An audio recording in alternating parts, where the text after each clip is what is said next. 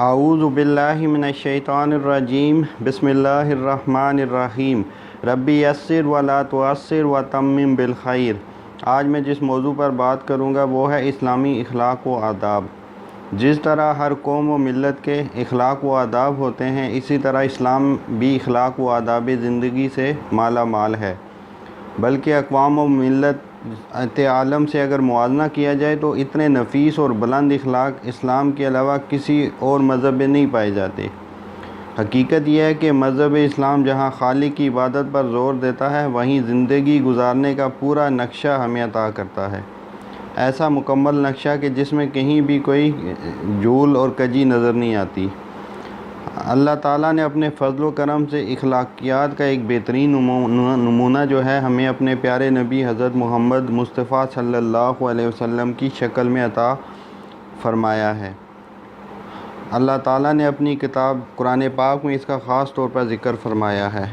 لَقَدْ مَنَّ اللَّهُ عَلَى الْمُؤْمِنِينَ إِذْ بَعَثَ فِيهِمْ رَسُولًا مِّنْ أَنفُسِهِمْ يَتْلُو عَلَيْهِمْ آيَاتِهِ وَيُزَكِّيهِمْ وَيُعَلِّمُهُمُ الْكِتَابَ وَالْحِكْمَةَ وَإِنْ كَانُوا مِنْ قَبْلُ لَفِي ضَلَالٍ مُّبِينٍ۔ سورہ آل عمران کی آیت نمبر 164 ہے۔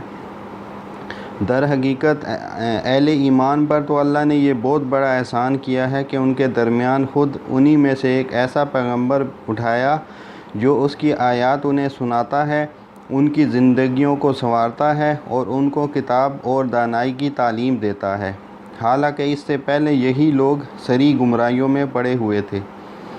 اللہ تعالیٰ نے قرآن کے بارے میں منکرین کو کیا چیلنج دے کر آج تک انہیں بے بس کیا ہوا ہے؟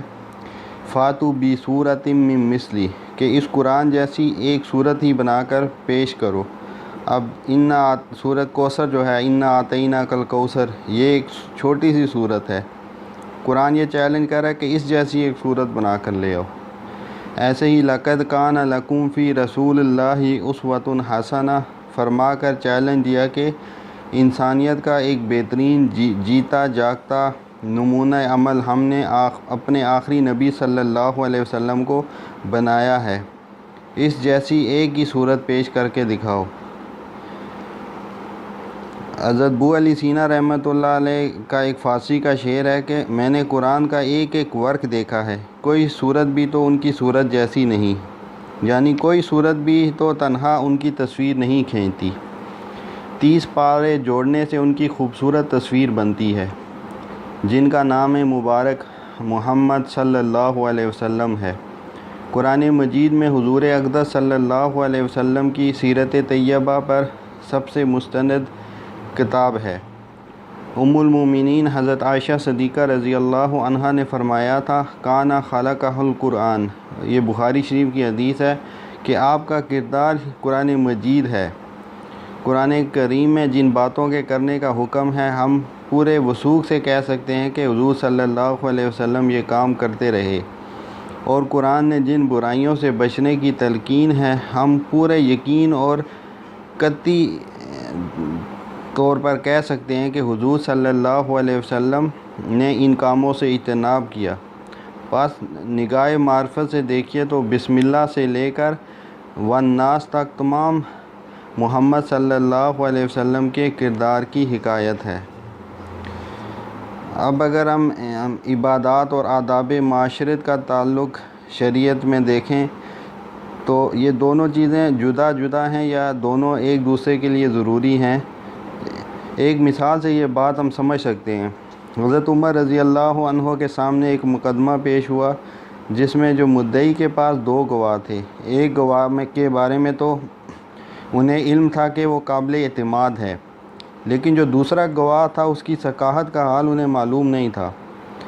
آپ رضی اللہ عنہ نے حاضرین سے پوچھا، تم میں سے کوئی شخص گواہی دیتا ہے کہ یہ شخص قابل اعتماد ہے؟ اب مجلس میں سے ایک شخص کھڑا ہوا اور کہنے لگا کہ میں گواہی دیتا ہوں کہ یہ سچا آدمی ہے۔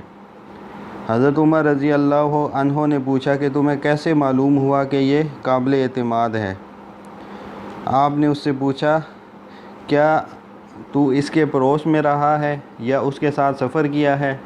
کیونکہ یہ پڑوس اور سفر میں ساتھ جو ہے انسان کی کلی کھول دیتا ہے۔ یا اس کے ساتھ کوئی کاروباری معاملہ ہے؟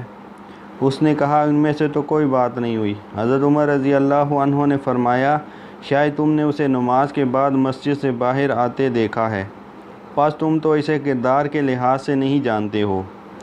یہ واقعہ ہماری آنکھیں کھولنے کے لیے کافی ہے کہ انسان عبادت گزار ہوتے ہوئے نامقبول ہے جب تک اس کے کردار کی سچائی اس کی عبادت پر گواہی نہ دے۔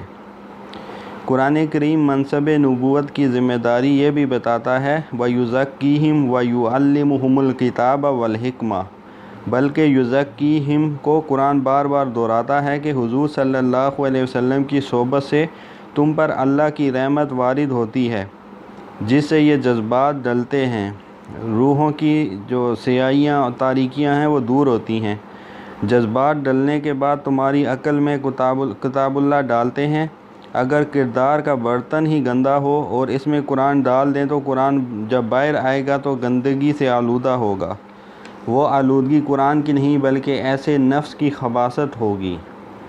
اس آیت میں یہ بھی بہت بڑی حقیقت بتائی اور سمجھائی گئی ہے کہ جذبات کی پاکیزگی کے بغیر تعلیم کتاب و حکمت ناقص اور نامکمل ہے۔ یعلمہم سے پہلے یزکیہم کہہ کر وہ نبی پاک صلی اللہ علیہ وسلم تمہاری تطہیر کرتے ہیں، یہ بات سمجھائی گئی ہے۔ تمہارے دل کا برتن مانجتے ہیں پھر اس میں قرآن کا نور ڈالتے ہیں۔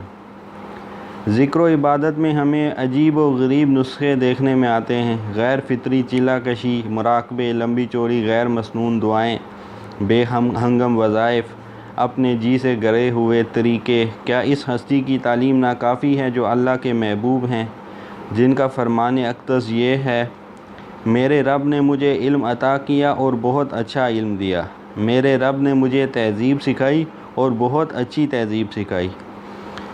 تصوف و عشق کے نام پر غیر اسلامی حرکات سے اجتناب کرنا چاہیے۔ اگر کوئی صاحب علم شریعت اصلاح احوال کی کوشش کرتا ہے تو اندھی تقلید کے گرویدہ تڑپ اٹھتے ہیں کہ ہمیں مت چھیڑو، ہم اپنے آبائی طریقوں سے ہٹنے کے نہیں۔ سید ابو بکر غزنوی رحمۃ اللہ علیہ فرماتے ہیں کہ بعض لوگ کہتے ہیں یہ جراحی نہیں ہونی چاہیے، ٹھیک ہے پھر آپ ڈاکٹری میں سے بھی سرجری نکال دیں۔ اگر جسمانی طب کے لیے سرجری شفا کا باعث ہے تو روحانی طب کے لیے اس سے بھی زیادہ فائدہ مند ہے۔ یہی کام حضور صلی اللہ علیہ وسلم نے بطور مزکی تزکیہ کرنے والا کیے، چن چن کر عیب دور کیے اللہ تعالیٰ کی ہدایت کے مطابق۔ حضرت شاہ ولی اللہ رحمۃ اللہ علیہ نے حزب البحر کی شرح میں بہت عمدہ بات لکھی ہے۔ ذکر بھی دواؤں کی طرح ہے، تریاق کی طرح اس کی بھی ایک مقدار یعنی خوراک اور ڈوزیج ہوتی ہے۔ اگر کوئی نادان کسی کیمسٹ کی دکان پر جائے اور بے تحاشا بوتلیں اٹھا کر منہ میں انڈیلنے لگے، بے حساب دعائیں پیتا جائے تو اسے شفا کی بجائے سخت نقصان کا اندیشہ ہے۔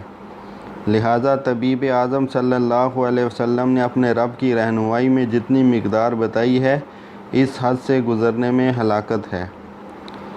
دوسری بات یہ ہے کہ بعض لوگ کہتے ہیں کہ ہمیں آج کل کوئی مرد کامل نہیں ملا، یہ بھی شیطان کا دھوکہ ہے۔ یہ زمانہ تخصص اسپیشلائزیشن کا ہے۔